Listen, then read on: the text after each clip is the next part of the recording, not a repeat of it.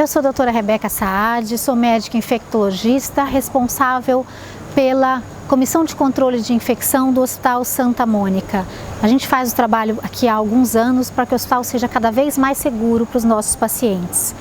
Em relação à Covid-19, nós já temos um comitê de enfrentamento formado há várias semanas que tem descrito protocolos de segurança para os nossos pacientes, para os nossos funcionários e para seus familiares. Com isso, a gente diminuiu a entrada de pessoas no hospital, onde a gente deve manter o foco na segurança do cuidado prestado ao nosso paciente. E a gente estabelece protocolos internos de higienização, de paramentação entre nossos funcionários e eles são bem treinados para que não permita disseminação de doenças infecciosas aqui dentro. O que a gente orienta é que se evite buscar fontes duvidosas de informação, como mensagens de WhatsApp, de grupos. Se tiverem alguma dúvida, entrem no site do Ministério da Saúde, da Anvisa, Agência Nacional de Vigilância Sanitária. Lá tem toda a orientação em relação à prevenção do coronavírus, da Covid-19. E em casa, o que nós temos que fazer é, se a gente não é de área primordial para assistência, como a área da saúde, a área de segurança, a gente deve se manter em casa, o tempo todo em casa, só sair para o que for extremamente urgente. Não sendo isso, fique em casa, ambiente arejado, intensifique medidas de higiene de mãos, cuide de seus familiares, evite visitar parentes próximos, até pais, idosos. A gente tem que ter muito cuidado com os idosos e com os pacientes com fatores de risco nesse momento. A gente não é um hospital geral, a gente tem algumas particularidades, interessantes e diferentes de um hospital geral. Então a gente desenhou um fluxo para o paciente, para o acompanhante, para o funcionário, que é diferente de um hospital geral, onde eu tenho 25 pacientes internados numa UTI, casos suspeitos ou confirmados. Então o nosso ambiente é muito mais tranquilo se eu me comparar a um hospital geral, a um grande hospital geral, tá bom? Então, o que a gente tem que entender? Primeiro, que a gente tem que tomar o cuidado que a gente sempre tomou em relação à higiene. E se não tomou, começar a tomar e trazer isso para a vida. Que é higienizar a mão antes e depois de entrar num quarto para dar uma assistência ao paciente, entrar num quarto para levar uma dieta para um paciente ou algo assim, recolher alguma coisa, alguma roupa. A gente tem que lembrar disso para a vida. Eu higienizo a mão antes e higienizo a mão depois. Doutora, eu preciso ficar de máscara sempre dentro do ambiente hospitalar? Não, não precisa. A gente tem um fluxo aqui de identificar casos possíveis da Covid-19 entre os pacientes. Se preciso for, a gente vai isolar esses pacientes. Se preciso for, até transferi-los em caso de dispneia, casos mais graves. Então a gente tem esse fluxo todo aprovado. Nós não tivemos nenhum caso suspeito entre pacientes da Covid-19. A gente já suspendeu a questão das visitas, Suzana? Foi um consenso que realmente quem vem de fora, a gente não consegue garantir que não traga o vírus. E quem está aqui geralmente há mais tempo. Outra medida que foi tomada para nossa proteção é não aceitar paciente novo que esteja vindo para internar com quadro respiratório gripal, mesmo que seja só um resfriado. Ele não está sendo admitido, tá bom? Ele está sendo orientado a primeiro se cuidar e depois o hospital está de portas abertas, mas não nesse momento.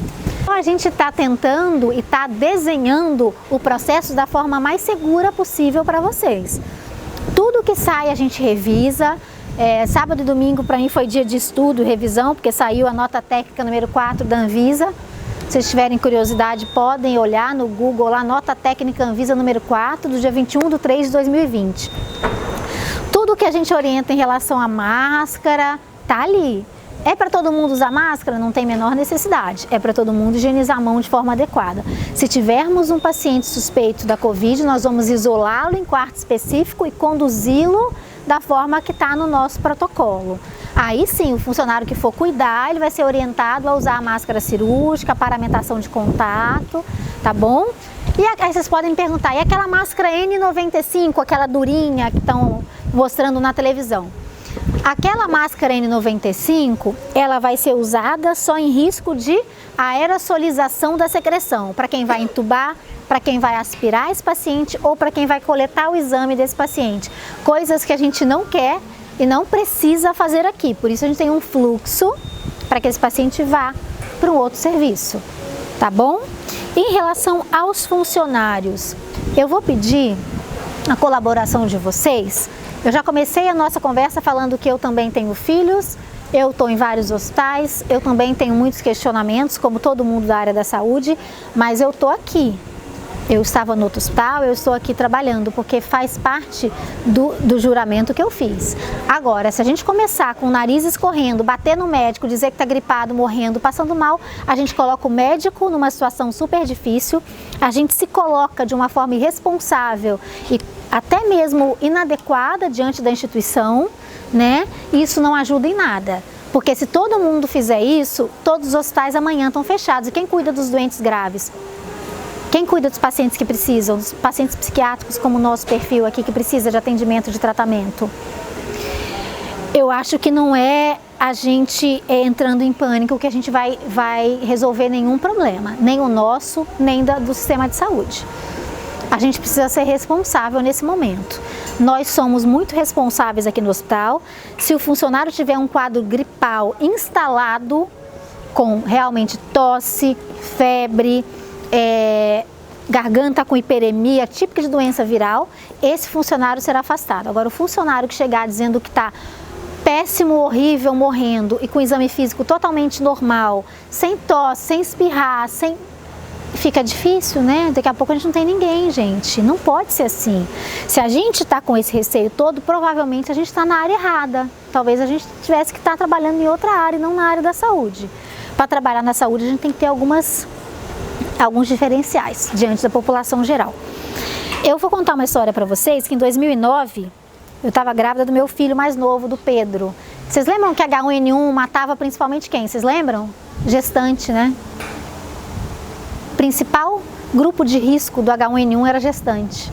Eu vi 300 casos de H1N1 suspeitos com 50 confirmações.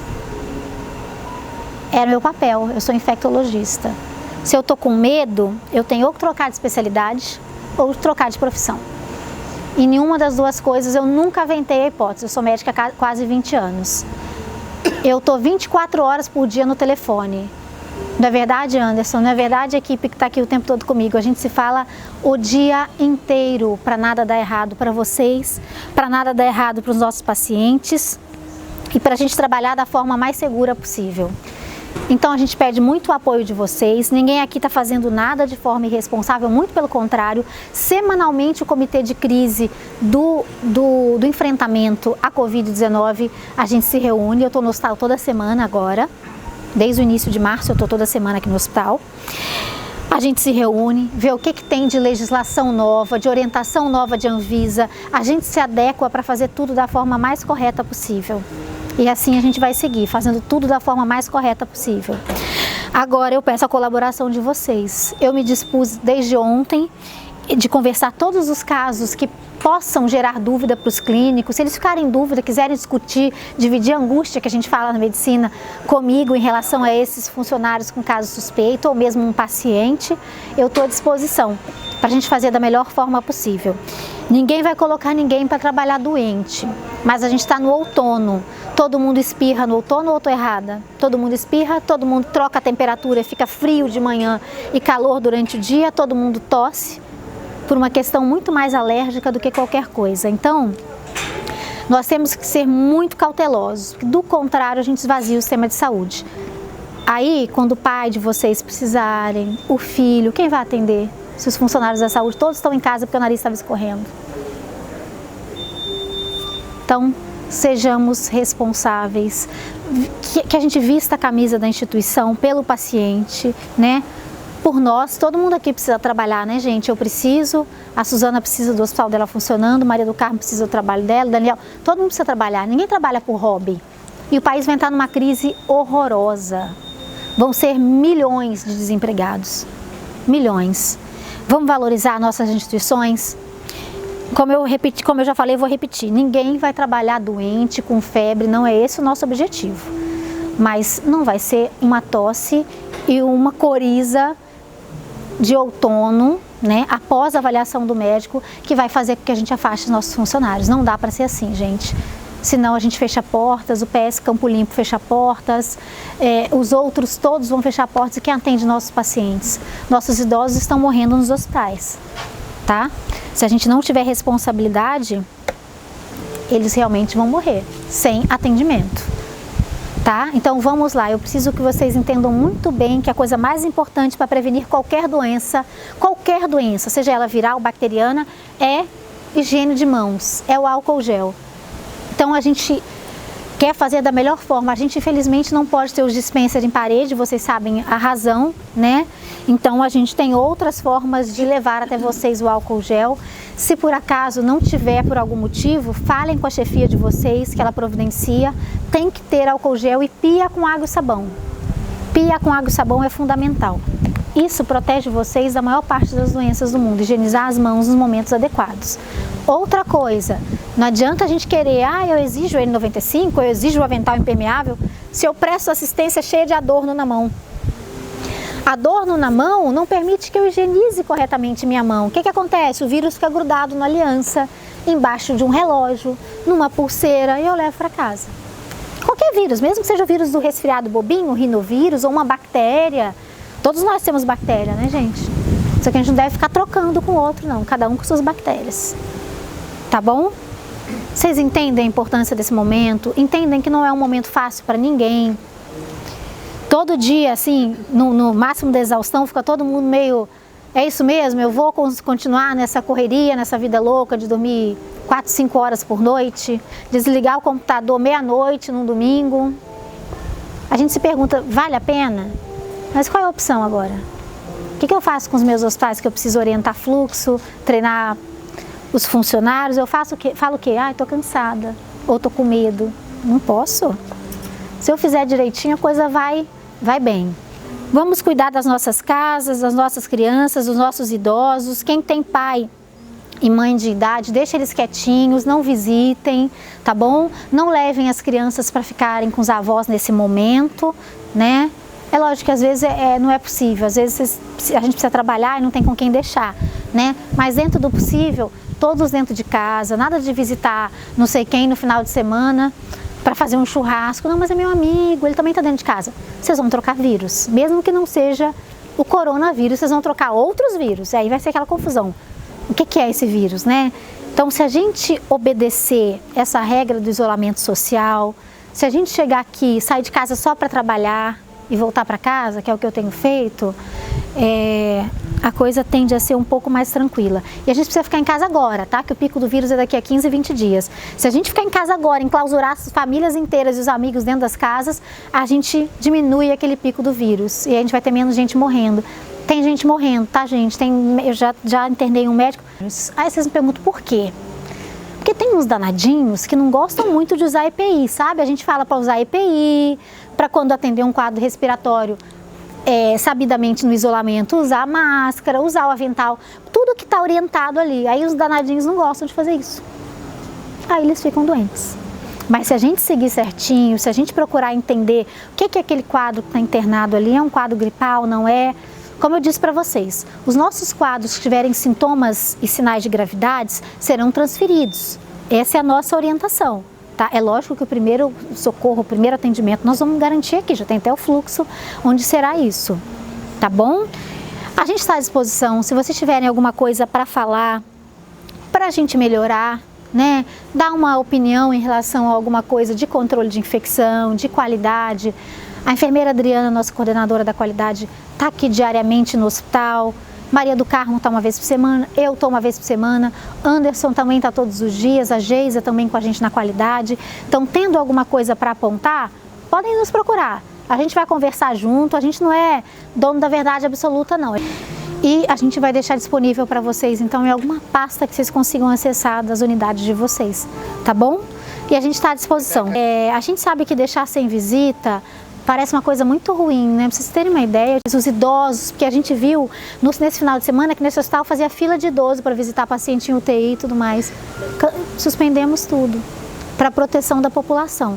Parece maldade, mas não é maldade, tá? É realmente uma medida emergencial diante de uma pandemia que está deixando o continente mais rico do mundo sem saber o que fazer.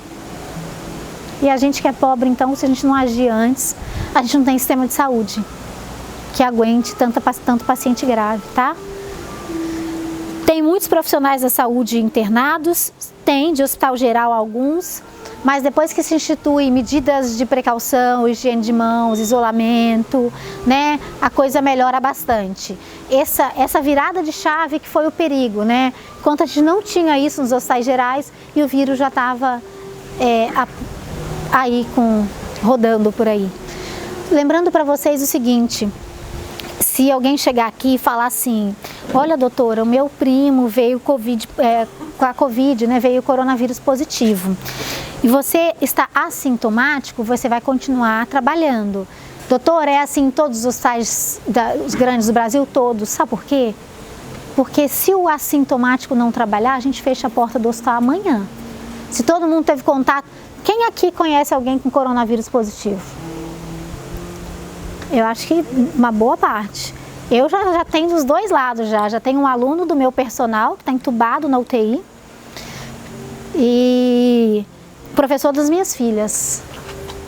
Então, se a gente começar a achar que eu tenho um conhecido com coronavírus, então eu posso ter coronavírus, a gente para o Brasil de vez. E aí quebra todo mundo, aí todo mundo está sem emprego no próximo mês, né? Porque a economia não funciona, tá bom? Então, todos os grandes hospitais de São Paulo, contactante de caso positivo de coronavírus, que esteja assintomático, vai trabalhar normalmente. Se tiver qualquer sintoma respiratório, será avaliado, tá bom? Tudo de forma segura, orientando o EPI adequado, orientando higiene de mãos, tá? Nós não estamos fazendo nada diferente dos grandes hospitais, muito pelo contrário. Eu tenho contato diário com colegas da SCH do Einstein, do Oswaldo, do Sírio, do São Camilo, do Vila Nova Star. Então a gente conversa todo dia. As dores são as mesmas, tá, gente? Não muda, os problemas são os mesmos. Então é isso, todo tempo sai coisa, tá, gente? A gente está tentando ler tudo o mais rápido possível para manter tudo atualizado, para fazer tudo de acordo com o Ministério da Saúde, OMS. Às vezes o nosso ministério até peca por excesso, se a gente for olhar, né? A gente, quando fala de sintomático respiratório, é um exemplo. O CDC dos Estados Unidos falou uma coisa, o nosso ministério falou outra. Tudo bem, a gente vai ter que seguir o nosso ministério, mas... Tá bom? Todo mundo entendeu a importância do nosso trabalho, da gente entender que a gente é muito importante para a população nesse momento, né? A gente é muito importante para os nossos, dos outros, e a gente precisa estar de pé. Não adianta a gente achar que deu uma tossidinha e uma coriza que a gente vai parar, porque não vai, tá bom? O exame físico vai ser feito. Se a pessoa realmente estiver com febre, inflamação da garganta vermelha, outro quadro viral como tosse, ou seja, os sinais e sintomas sugestivos da doença a gente afasta. Do contrário, não. Do contrário, a gente tem que trabalhar. Como eu acabei de falar, alguns chegaram agora. Outono é época de tosse seca e de coriza, né? Muda o tempo, de manhã faz 18 graus, no meio do dia faz 28, 30. Então você tem uma amplitude térmica muito grande. Quem tem rinite, todas as ites, bronquites, sinusites, vai tossir. Vai ter coriza. Isso não tem nada a ver com vírus. Absolutamente nada a ver com vírus. Se a gente não tivesse bom senso, a gente fecha a porta ali da chave para a Suzana e mês que vem tá todo mundo sem emprego. Né? Se a gente não tiver bom senso, é isso. O hospital não tem como sobreviver, os pacientes não têm como ser cuidados sem a gente.